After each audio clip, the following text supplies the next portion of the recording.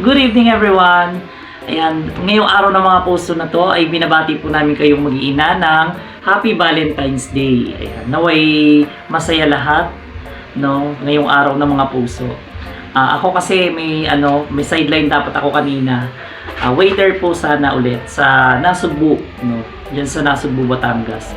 Ang kaso kinancel ko muna yung sideline muna natin ngayon, guys, kasi ang aking ina nga ngayon may napansin akong pagbabago ulit sa kanya, kagaya nga po nung gabi na kami inapuyat ng tatay at nagsisigaw siya, tapos tawag siya ng tawag, no? And napansin ko doon, kahit tinatawag niya kami, nasa tabinan niya kami, ganun pa rin siya. So iyon, so, parang hindi niya kami napapansin na nasa tabi niya na kami noon. Kahit tinabihan ko na rin siya noon. Nung siya, tuloy-tuloy, may ganong senaryo na napansin ko. So, kaya yung sideline ko, hindi ko muna pinasukan ngayong araw na to kasi mas kailangan ko munang tutukan si nanay at bantayan para maalagaan. So, ngayon okay naman si nanay ngayon ulit.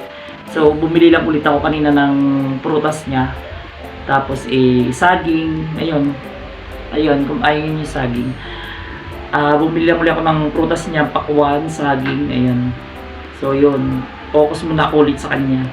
Kasi, para bumalik ulit yung lakas niya. Dahil, mas kailangan niya ako dito. No? So, pag malakas na ulit si nanay, balik ulit tayo sa sideline natin. And, ayun, dahil ngayon araw ng mga puso, ayan, batiin din natin ang ating mga ina ng Happy Valentine's Day, ayan. So, sa mga single man dyan, ayan, may nagmamahal din naman sa inyo, ayan. Ilaan natin ang pagmamahal din natin sa ating mga magulang. Hindi lang naman ang Valentine's Day para lang sa dalawang tao na nagmamahalan, kundi andyan dyan yung ating mga magulang. So, pwede rin naman nabigyan din natin ng mga flowers ang ating mga magulang. Sa akin kasi hindi ko na siya nabigyan. Okay na yung na ipaparamdam ko sa kanila yung pagmamahal. So, Valentine's man o hindi, iparamdam natin palagi sa kanila. So, yun. Okay na? Papasok na rin kami, guys. Ayan, kakatapos lang din namin kumain. And ngayon matutulog na siya pagkatapos nito. And hindi naman siya ganong tulog kanina, kaya ngayon ngayon makakatulog naman siya. So, hanggang dito na lang, guys. Ito po ang buhay ng may alagang ina. Hanggang sa muli. Paalam. Thank you so much and happy Valentine's. Sana masaya po ang lahat. Bye-bye po. God bless. And shoutout nga po pala kay Ate Cleo. Ayun, maraming salamat po sa inyo.